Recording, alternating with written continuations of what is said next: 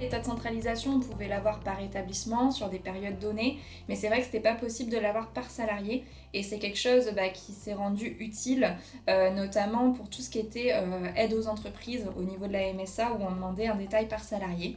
Donc c'est pour ça qu'on l'a mis en place dans cette nouvelle mise à jour, la possibilité d'avoir cet état de centralisation sur la période qu'on souhaite par salarié. Donc tout simplement, quand on va dans les états, au niveau de l'état de centralisation, on a une nouvelle option qui est désormais disponible qui nous permet d'avoir l'option salarié. Et juste à savoir que l'état salarié ne sera pas possible si on a la coche totalisation par OPS versement qui est cochée. Donc il faut bien décocher cette coche-là si jamais on veut avoir l'état par salarié. Je te montre tout de suite comment ça se passe dans le logiciel.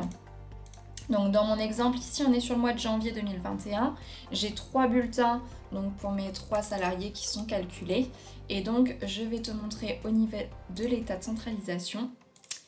Donc je suis sur un état de centralisation qui est mensuel et donc on va faire ici comme on avait notamment l'état de centralisation pour le dossier.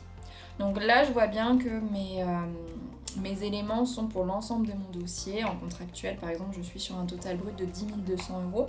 Et maintenant je vais refaire la même manipulation mais en prenant le tri par salarié. Et donc en fait je vais avoir autant de fiches que de salariés, donc de bulletins calculés. Donc par exemple ici je vais avoir la fiche de Monsieur Dupont-Laurent, donc pour le mois de janvier, parce que j'ai demandé quelque chose de mensuel, donc qui est bien sur mon siège social. Donc je vais avoir le détail de l'ensemble de ses cotisations pour lui. Je vais avoir également donc la même chose pour mon salarié test et également sur le siège social.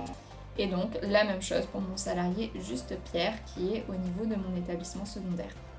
Donc voilà pour cette nouveauté qui sera bien pratique pour avoir les détails des cotisations pour chaque salarié. Et donc toujours le même principe, on peut choisir la période souhaitée ou même la taper ici tout simplement.